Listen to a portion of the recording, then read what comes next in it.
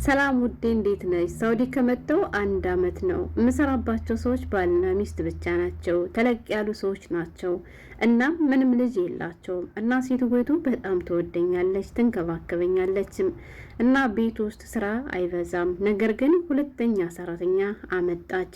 ከዛ በኋላ ስራኔን አታሰራኝም። ልስራ ስላት ታዩ አለችኝ። ግራ ገባኝ። ያችኛዋን ብቻ ነው የምታሰራው። ክፍሌንም ቀየረችልኝ። ይህን የሚያምር አልጋ ጀባለችኝ። ጉድበይ ሸቃሊት። አሰላሙ አለይኩም ወራህመቱላሂ ወበረካቱ። ክርስቲያን ወገኖቼ ሰላም ብያለሁ። እንዴት ናችሁ? እኔ ያለው አልሐምዱሊላህ። ሜሙ ሸቃሊት ነኝ። ዛሬም በአዲስ ቪዲዮ መጥቻለሁ። አብራችሁን ቆዩ። ለቻናሉ አዲስ ከሆናችሁ ላይክ፣ ሰብስክራይብ በማድረግ ቤተሰብ ሆኑ።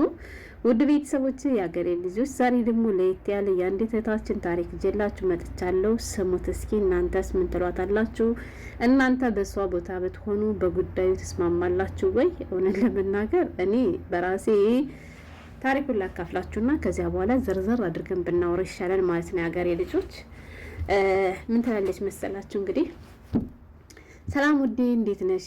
ሳውዲ ከመጣሁ 1 አመት ነው። የምሰራባቸው ሰዎች ባልና ሚስት ብቻ ናቸው አለች።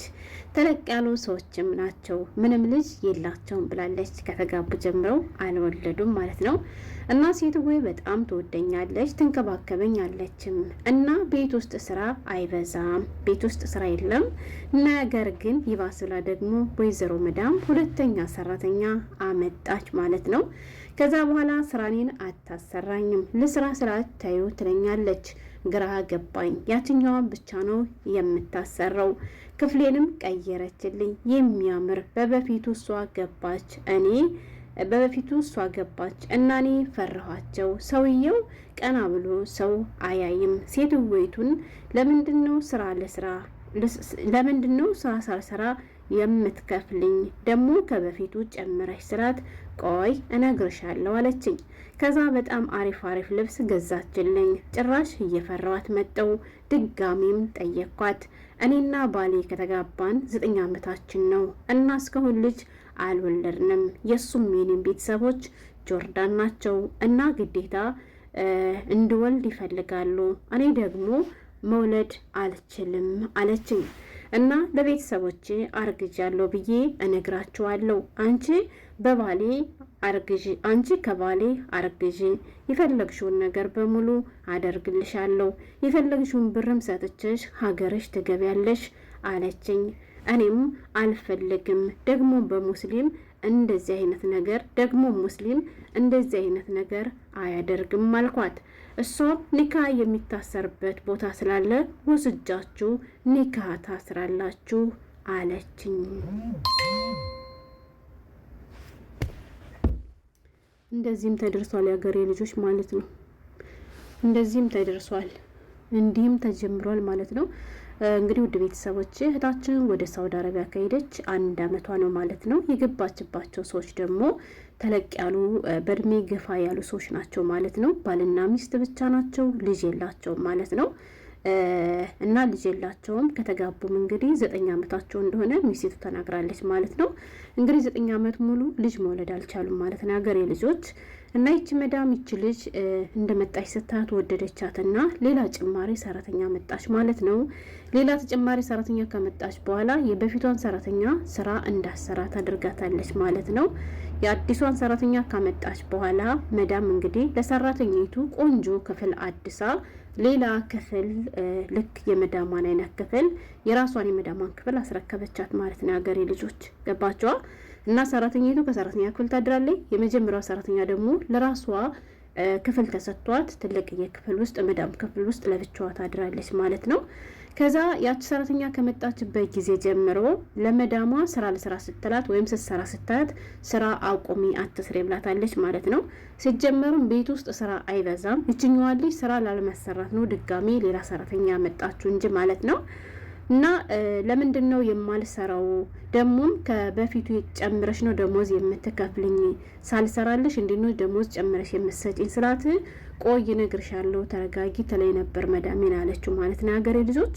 እና ከተረጋጋች እና ከቆየች በኋላ ክፍል ከቀየረችላት በኋላ ይባስ ብላ ደግሞ እንግዲህ አሪፍ አሪፍ የሚባሉ ልብሶችን እየገዛች ማምጣት ጀመረች ማለት ነው። ልጅቷ እንዲያምርባት፣ ልጅቷ እንድትዋብ የቻለችውን ያክል መዳሟ መጣር ጀመረች ማለት ነው።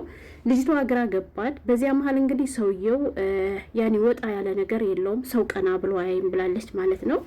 እና የምታደርግላት እንክብካቤ ልጅቷን ግራ ስላጋባት ድጋሚ ጠየቀቻትና ምንድነው ጉዳዩን ያልገባኝም እየፈራሁ ነው ብላ ስትጠይቃት ሴትዋ አሁን በግልጽ መናገር ጀመረች ማለት ነው። እሱም ምንድነው መሰላችሁ እኔና ባለቤቴ ከተጋባን 9 ዓመታችን ነው። ነገር ግን እስካሁን ድረስ ልጅ መውለድ አልቻልንም።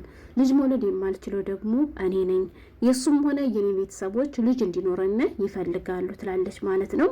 እና ቤተሰቦቻችን ሌላ ቦታ ነው የሚኖሩት። አሁን አንቺ ከባሌ ጋር ኒካ ወይም ግንኙነት እንዲኖርሽ ይፈልጋለሁ ስትላት በመጀመሪያ እኔ ሙስሊም ነኝ እንደዚህ ያለ የሐራም ስራ አልሰራም ስትላት ኒካ የሚታሰርበት ቦታ አለ፣ ኒካ ከሚታሰርበት ቦታ ወስድሻለሁ ሁሉ ብላታለች ማለት ነው ያገሬ ልጆች። ከዛ ኒካ ካሰራችሁ በኋላ አንቺና ባሌ ያኔ ሸሸ ገዳሚ ታደርጋላችሁ አለቻት ማለት ነው። ሸሸ ገዳሚ ካደረጋችሁ በኋላ እርግዝና ካንቺ ጋር ሲፈጠር እኔ ለቤተሰቦች እንዳረገዝኩ አድርጌ እነግራቸዋለሁ ብላለች ማለት ነው። ምክንያቱም ቤተሰቦቿ ሌላ ሀገር ስለሚኖሩ መተው አያዋትም ማለት ነው። ገብቷቸዋል። እና ይቺ ልጅ ካረገዘች በኋላ መዳሟ ልክ እሷ እንደጸነሰች አድርጋ ለቤተሰቦቿ ትናገራለች። ልጅቷንም አሁንም ተንከባክባ ከባሏ ያረገዘችውን የድሮ ሰራተኛዋን ያሁን ደግሞ የባሏን ሚስት ተንከባክባ እስከምትወልድ ድረስ ታስቀምጣታለች ማለት ነው። ይቺ ልጅ ከወለደች በኋላ ግን መዳሟ ያቺ ልጅ የምትፈልገውን ያክል ብር ሰጥታ ያንን ቤት ለቃ ብር ብላ ወደ ሀገሯ እንድትሄድላት ትፈልጋለች እንጂ ከወለደች በኋላ እናቲቷም የወለደችው የኛ ዜጋ የልጅ ፍቅር አግኝታ ልጇም ደግሞ የእናት ፍቅር አግኝቶ እንዲያድግ መዳሟ በጭራሽ አትፈልግም። ከሰራተኛቱ የምትፈልገው ነገር ቢኖር ምንድነው ወልዳ እንድሰጣት ብቻና ብቻ። ገብቷቸዋል። ገንዘብ እንጂ በፍቅር የተሳሰረ ነገር የለውም። ገብቷቸዋል። እና ይቺ ልጅ ደግሞ ብሩ ለኔ ያስፈልገኛል፣ እናቴ ታማሚ ናትና እናቴን ላሳክም ፈልጋለሁ፣ ብሩ ያስፈልገኛል እያለች ነው ማለት። አሁን ላይ ይታወቃት ይችላል። አስቡት ያገሬ ልጆች፣ አሁን ላይ ይታወቃት ይችላል። ኋላ ላይ ግን 9 ወር በሙሉ ተሸክማ አርግዛ አይደለም ብር ይቀርና ህይወታቸውን እንኳን ቢሰጧት ልጇን መቀየር የምትችል አይመስለኝም። እሷ ግን እየተስማማች ነው። በቃ እኔ ብሩ ያስፈልገኛል ከወለድኩ በኋላ ልክ እንደቃ ልጇን አስረክባ ለነሱ፣ እሷ ደግሞ ብሯን በችቦ ተረክባ ወደ ሀገሯ ልትገባ ልስማማ ነው። ብሩ ያስፈልገኛል፣ እናቴ ታማሚ ነች፣ ምን ትሉኛላችሁ እያለች ነው ያገሬ ልጆች። አረ ተረጋጉ ያገሬ ልጆች። እንዴ ደግሞ ጥራችሁ ስሩ። ወላይ ከሰራችሁ ገንዘብ ታገኛላችሁ። በማይሆን ነገር አትደራደሩ እንዴ። ማለትሽ ልጅ መውለድ ስለሚፈልጉ አንቺን ብር ስለምትፈልጊ ከባሌው ልጅ ካለችሽ ያው እንደሚስት አድርጎ ካኖረሽ እሺ። ነገር ግን በኋላ ልሽን ቀምቼ ገዝቼሽ ትሄጃለሽ የሚለው ነገር እኔ አልስማማበትም። አንቻውን ስላላረገሽ፣ አንቻውን ዋጋ ስላልከፈልሽ፣ 9 ወር ስላልተሸከምሽው ቀላል ሊመስልሽ ይችላል። ግን በኋላ ወላሂ አይደለም ብር ይቅርና ህይወታቸውን ቢሰጡሽ ራሱ ለልጅሽ ያለሽ ነገር አስችልሽም። እንዴት ነው የሚያስችልሽ? እንዴት አስችሎሽ ነው ልጅሽን በብርሽ ጠሻንች የምትሄጂው?